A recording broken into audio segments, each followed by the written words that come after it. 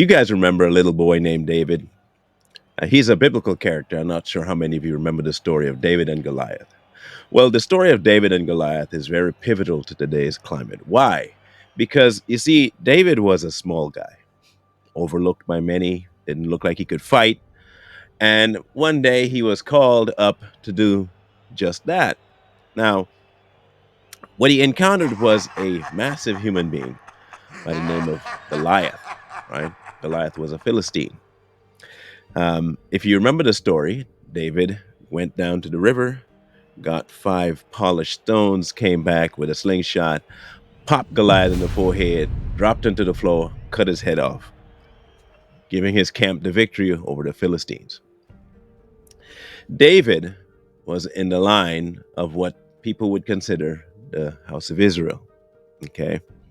Um, and there have been many questions about are these the real Israelites and what's a real Jew and blah blah blah. And they'll bring up verses in Revelation about it.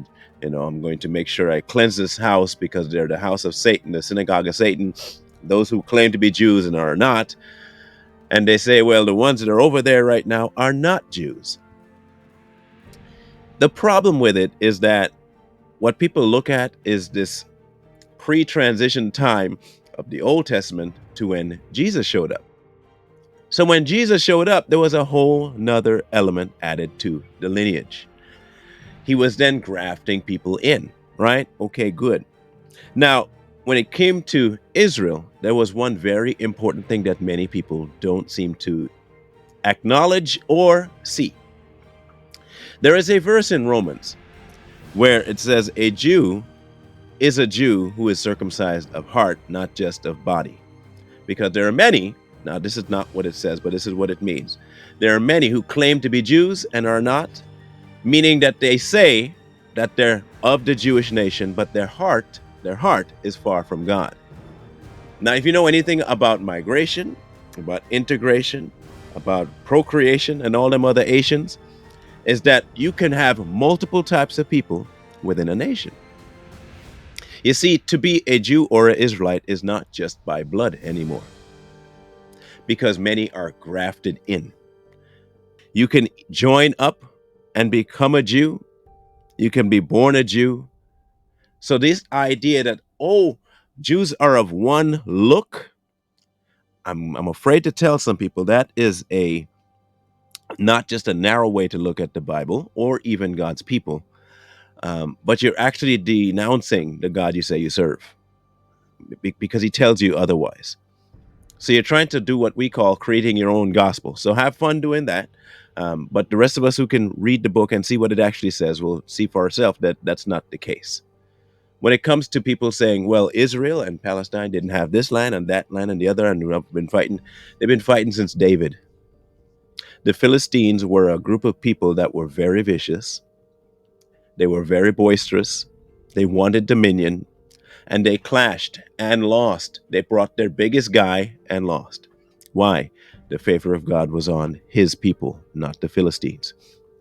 I tell people all the time that this is a religious issue, which is why man will never solve it. And I told people that the Jews have strayed.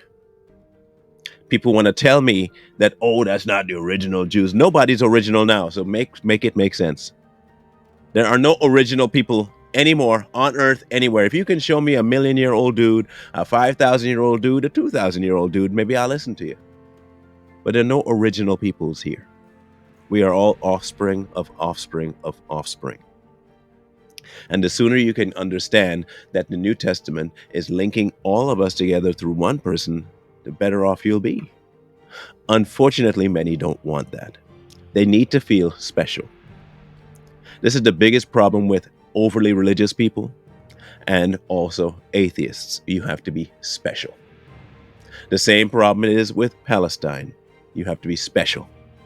And then there are some who are called special who took it to the extreme and ignored the person that called them special. In the end, we all seem to be acting quite special right now.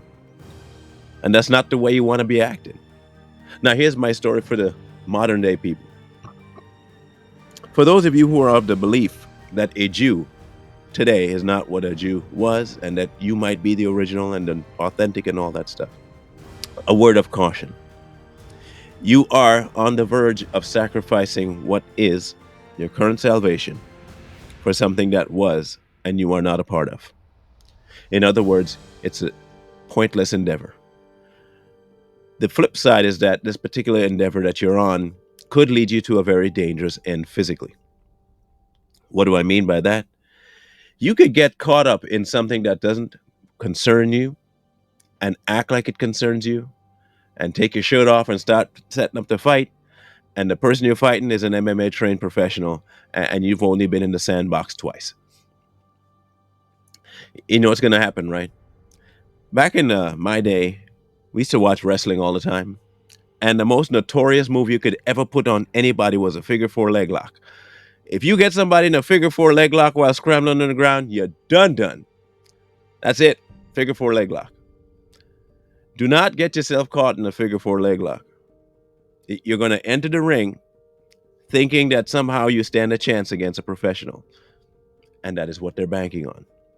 Do not let your ego get the best of you. Now, I'm not saying that some of you may not prevail, but if your goal is, like you keep saying, the whole conglomeration of you, maybe consider your brother who may not stand a chance. You're setting up the entire regime to fail. Now, I may not back, understand, or side with you, but I can give advice to people who I can see running into a buzzsaw.